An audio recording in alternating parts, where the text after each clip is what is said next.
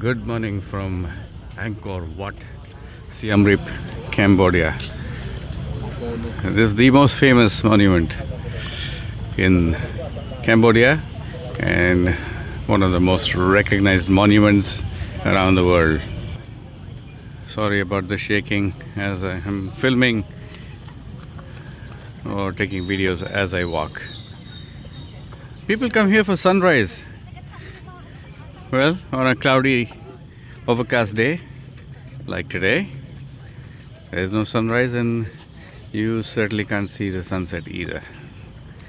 But that's what people come here so early for. Best time to visit sometimes is in the afternoon when there are less crowds, particularly in the high season when it gets really hot.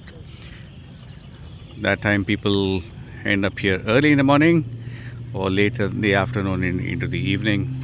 So anytime mid-afternoon when it's really hot and sweaty, you won't find many people here.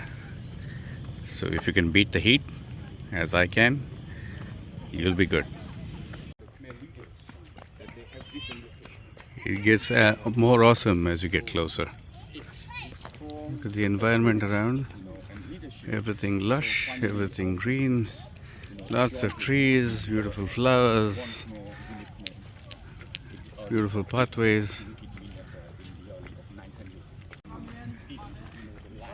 As it is with all the Angkor sites, you have the two Nagas and the two lions guarding the entrance of each of the monuments. And there's a large moat that surrounds this vast complex on all sides. This was built by Suryavarman II, Khmer king, in the late 12th century, and it took 37 years to build.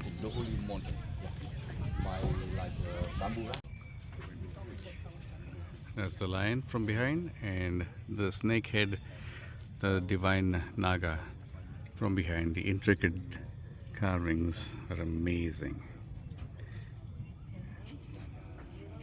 Just panning towards before I enter, and that is the place where they check your tickets, your 3-day ticket, the 3-day pass that you bought, which I showed you in a previous episode. There's 26 columns on this side and there's 24 columns on the other side, and there's a lot of significance, and you can study all about that in online, I suppose, online resources as we come into the main complex of Angkor Wat.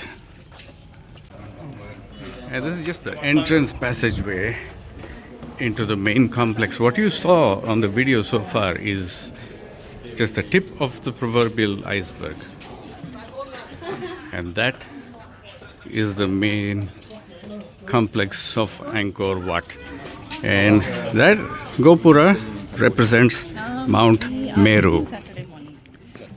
And Mount Meru basically is the abode of Lord Shiva in Hinduism.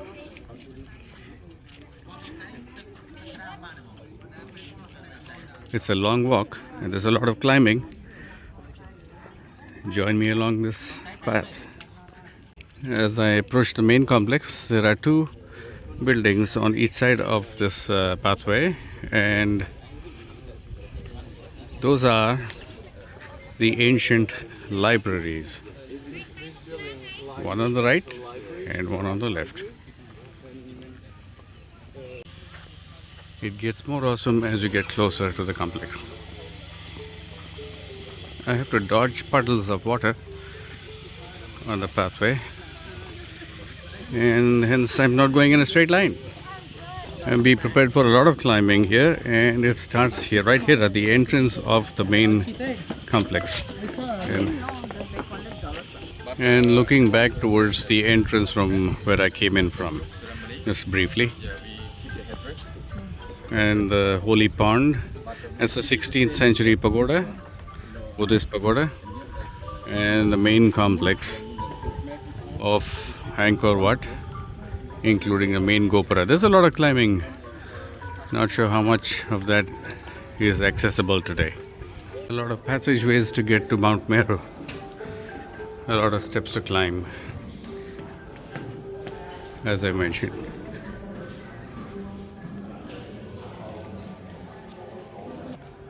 And there are long corridors on both sides. Levels to the temple. The first level is represents hell. The second level, when we go upstairs, is going to be earth, and the third level that I go up is going to be heaven. Okay, so there are lots of carvings in all the levels, and you can find the details of that online. After a long walk on the inside of the Angkor, we come into this courtyard to the main temple complex with the Mount Meru depiction right there. The steps, and this is the level of the earth. Corridors to the left and corridors to the right, or the opposite. And this one goes to the level of the gods, which is heaven. I'll show you in a bit. These are the steps they used to use in the ancient past to climb, and closed off now. And these are the gopuras, or the towers of Angkor Wat. And well, there's the steps as in modern times as it is today. And I gotta climb all the way up there to the top of the Angkor Wat temple. And there's the courtyard. There's a lot of tourists, and it's turned out sunny after all. Look at the massive complex, and then we got to queue up from here to go to the level up there. It's deep. This is really steep. I'll cut the video here and get to the top first. Climbing to the top, and if you have any vertigo, just don't do it.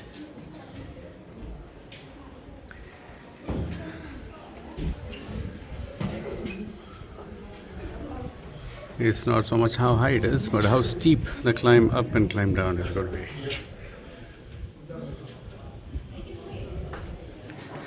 So on top of the Mount Meru Gopura is also what used to be a water tank. And of course, you're not allowed up there anyway. So this is as far as we can go, and this level is called heaven. Possibility of visit. There's a shrine there. Used to be Vishnu before, and now Buddha. We'll take you to the shrine. The local people leave their shoes off and sit and pray, like so. And you can light an incense stick. They allow me to take the video of them doing a small prayer on top.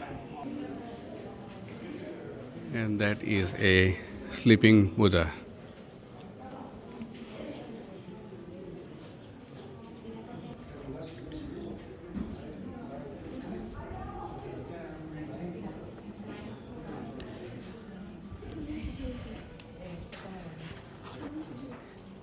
Small prayer done.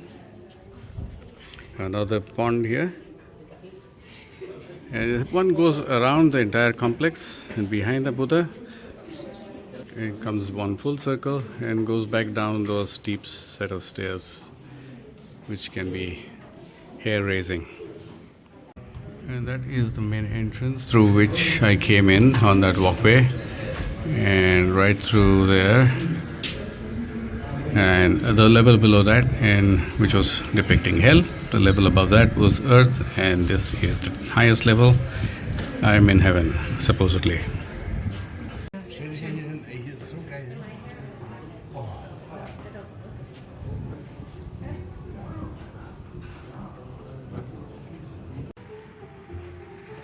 Continuing around the main Gopura. There's Buddha idols or on all four directions up here.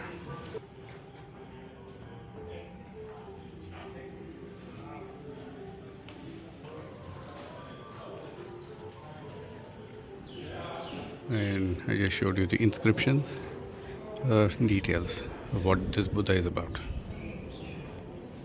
This spot where Lord Vishnu used to stand and has been removed in the late 12th century when this became a Buddhist shrine, is considered as the center point of the temple.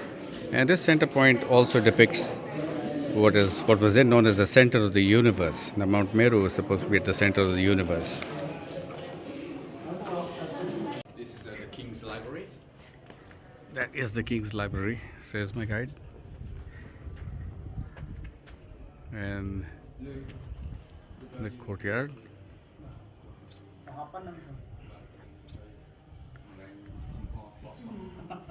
And this is the echo chamber right there. And you would beat your chest, thump your chest, and God would hear your message and mitigate your problems, whatever they were. It's nice to see all kinds of folklore in this area from thousands of years. Makes for some interesting stories, that's for sure.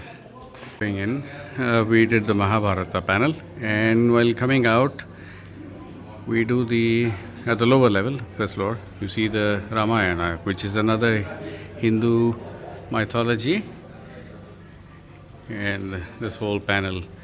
If you need more descriptions or need more information about Ramayana or what you see on these walls here, give me a shout in the comment section below. And as I mentioned before, I will make all endeavors to let you know what you are seeing. And there's of course Hanuman, which is the monkey god. And there's Rama.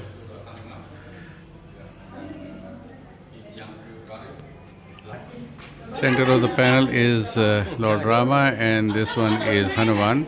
That one is Rama's brother Lakshmana, and that one is Ravana's brother who turned coat. And Ravana was the arch enemy of Rama who had abducted Rama's wife Sita. So again, it's a long story. I won't go deep into that.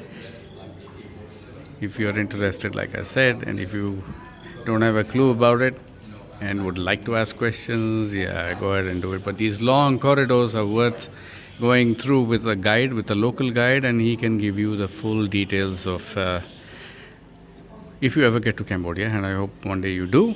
This is a must see, a must do. Exiting the complex, I hope you enjoyed my visit to Angkor Wat, which is like the thing to do here in Cambodia at Siemreap. And with one last visuals of Mount Meru and the whole complex of Angkor Wat. Happy to fair winds, following seas, happy landings, happy travels. Ciao for now.